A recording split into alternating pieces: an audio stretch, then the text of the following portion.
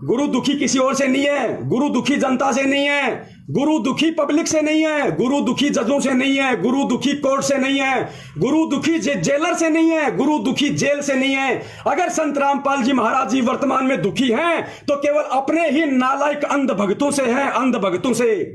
अरे सतनाम लेने के लिए 4-4 तारीख तुम इशार में करते हो। पहली बात तो ये नाम देने के अधिकारी नहीं। इन गधों ने संत रामपाल जी महाराज जी के आड़ में जगह जगह दुकानें खोल दी, फर्जी नामदान केंद्र खोल दिए। इनको अधिकार है क्या? अरे प्रथम नाम देके तुम लोगों को सतनाम देने के लिए 4 बार इशार तारीखों पे भेजा जाता है, फिर तुम्हारे को सतनाम दिया जाता है। सतनाम देने के लिए प्रथम मंत्र की परीक्षा ली जाती है। क्या ये गधे सक्षम है? क्या ये नालायक वो प्रथम नाम की परीक्षा लेने के लिए सक्षम है? अरे गुरु ये है या संत रामपाल जी महाराज है? परीक्षा कौन ले लेगा? इसलिए हम कह रहे हैं कि 2009 से जो आश्रम में नाम दीक्षा दी जा रही थी वो फर्जी थी। सतलोक आश्रम बरवाड़ा में 2009 से नाम दीक्षा दी जा रही थी गुरु जी के रहते सहते, वो फर्जी थी क्योंकि इन लोगों ने मनमाना आचरण कर रखा था। गुरु के आदेशों को नहीं मानते थे ये लोग। अब बहुत सारे भगत कुत्ते की तरह भौंकने लगेंगे कि वहां तो गुरु जी खुद थे आश्रम में। अरे गुरुजी खुद थे, फिर वो फर्जी कैसे हो सकती है? जिस प्रकार सतलोक आश्रम बरवाड़ा में रहते सहते उसी गुरु के नाम पे इन लोगों ने तुम्हें कमांडो बना दिया, इन लोगों ने तुम्हारे हाथों में बंदूकें पकड़ा दी। उसी गुरु के रहते सहते इन लोगों ने वहां पे 5-5 मौतें करवा दी, पुलिस वालों पे पत्थर फेंकवा दिए, पेट्रोल बम फुलवा दिए, जेसीपीया फुकवा दी। उसी तरीके से इन लोगों ने उसी गुरु के आश्रम में रहते सहते ये फर्जी नामदान दीक्षा केंद्र चालू कर दिया था इन लोगों ने। ये गुरु को आदेश नहीं, ये गुरु को इन लोगों ने सलाह दी थी। और गुरु को अच्छे से पता है क्योंकि गुरु का तो काल भगवान के साथ वचन है। फिर भी परमात्मा ने दया करी।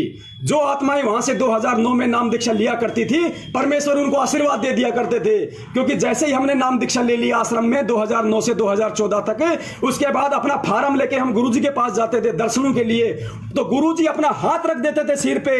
और हाथ रखने के बाद अगर वो नाम फर्जी है तो परमात्मा की दया से वो सुचारू हो जाता था, वो सही हो जाता था। लेकिन आज क्या हो रहा है? सरासर पाखंड फैलाया जा रहा है। जो संत इस ज्ञान से, इस भक्ति मार्ग से दुनिया से पाखंड दूर करने के लिए आया है, उसके नाम पे आज पाखंड फैलाया जा रहा है। और सबसे बड़े सहयोगी उस पाखंड में तुम बन रहे हो। इसके अलावा ये जितने भी वकील हैं, ये सतलोक आश्रम मैनेजमेंट हरियाणा ने अपने बचाव के लिए जितने भी वकील कर रखे हैं, ये सारे के सारे ढोंगी हैं, पाखंडी हैं, पैसों के लिए लगे हुए हैं। मैं पवन दास जयपुर वाला अपने सतगुरुदेव जी के चरणों की सौगंध खाकर कितनी बार एपी सिंह वकील, जो अपने आप को धुरंधर वकील कहता है, सुप्रीम कोर्ट का वकील कहता है, जिसके आगे अच्छे अच्छे डांस करते हैं, ये दास उसको डांस करवा सकता है।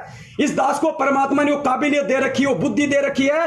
ये दास आज पूरी दुनिया के सामने एक बार फिर से चैलेंज करता है सतलोक आश्रम मैनेजमेंट हरियाणा के एपी सिंह दिल्ली वाले वकील को, सुप्रीम कोर्ट के अधिवक्ता को, और एस के गर्ग नरवाना वाले को, जो वर्तमान में देशद्रोह का मुकदमा लड़ रहा है संत रामपाल जी महाराज जी का। मैं उन दोनों वकीलों को चैलेंज करता हूं। यहां पे मुझे मजबूरन चैलेंज करना पड़ रहा है क्योंकि मेरे पास में सबूत हैं, साक्ष्य हैं। इन दोनों वकीलों ने सतलोक आश्रम मैनेजमेंट के इशारे पे पैसों के लालच में संत रामपाल जी महाराज जी को उल्टा फंसाया है, ना कि बचाया है।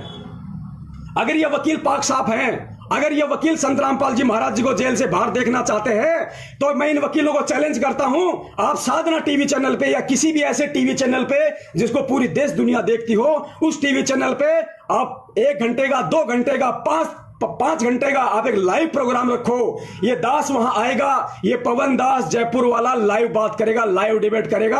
अगर तुम लोगों की वकालत ना छुड़वा दी, तुम लोगों के लाइसेंस फेल ना करवा दिए, जिस तरीके से तुम लोगों ने सतलोक आश्रम मैनेजमेंट के गुलाम बनकर, उनके पैसों के गुलाम बनकर तुम लोगों ने जिस कदर प्रशासन को मूर्ख बनाया है, हरियाणा सरकार को मूर्ख बनाया, जजों को, कोर्ट को मजाक बनाया तुम लोगों ने, उल्टे सबूत पेश कर करके, उल्टी दलीलें दे देकर तुम लोगों ने वो सबूत नहीं रखे जिन सबूत संत रामपाल जी महाराज जी बोल रहे हैं।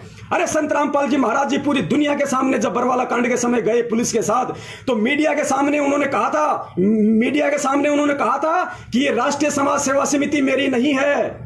भगत जी वीडियो निकालो, ये राष्ट्रीय समाज सेवा समिति मेरी नहीं है, ये जितने भी लोग कमांडो बने हुए ये मेरे नहीं हैं, और मुझे आश्रम के अंदर बंधक बना के रखा हुआ था। देखिए, सुनिए आप।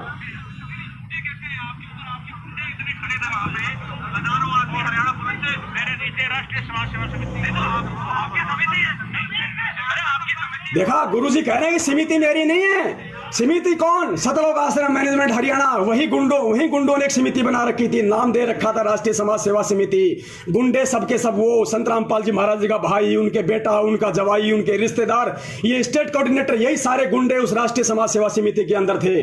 और गुरुजी ने उन गुंडों के खिलाफ बयान दिया है अपने वीडियो में पूरी दुनिया को। ये जितने भी वकील हैं, AP सिंह, SK गर्ग, नरवाना, ये उन गुंडों को कोर्ट में खड़ा क्यों नहीं करते? उन गुंडों के खिलाफ कोर्ट में खड़े क्यों नहीं होते?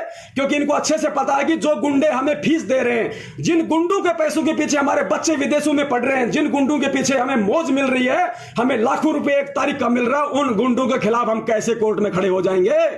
पुण्यात्माओं, ये सबके सब षड्यंत्रकारी हैं, काल के दूत हैं। इनको संत और भक्ति, भगवान, ज्ञान से कोई मतलब नहीं है। आप लोगों के कंधे पर बंदूक रखकर गुरु को बदनाम किया जा रहा है। कहीं लेट ना हो जाए, ध्यान रखना पुण्यात्माओं। पानी अगर सर से ऊपर निकल गया, गुरु का कोई कुछ नहीं बिगाड़ पाएगा। गधे कुत्ते हम बने फिरेंगे, यहाँ पे गधे कुत्ते हम बने फिरेंगे।